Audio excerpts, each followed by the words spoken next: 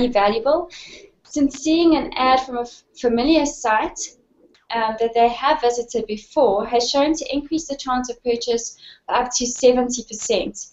And even more impressively is that 50% of the people who have been retargeted have spent more than they initially would have. If you don't know who your target market is, it's also nice to run remarketing campaigns so you can collect this type of data and then better target your markets in future campaigns. Digital also, like in video, these targeting metrics also allow for hyper-personalization. And then lastly, it's our responsibility as digital marketers and as people who want to really influence a business and where they're going and grow our clients to the best of our ability.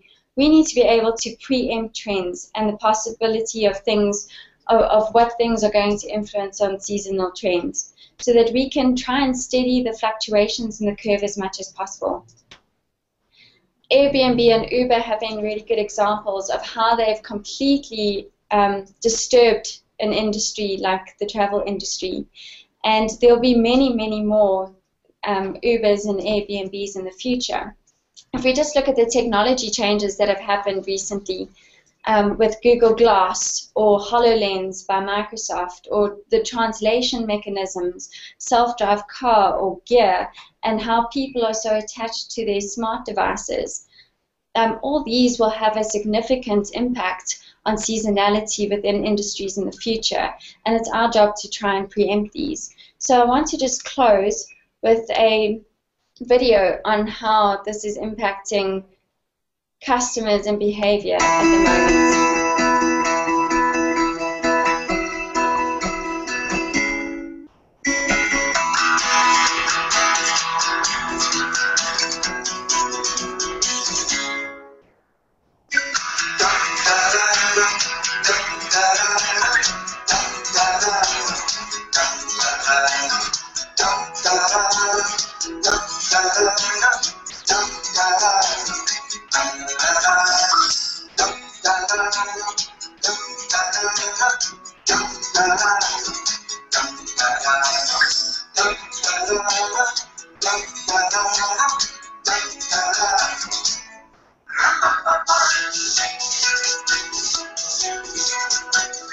Yeah.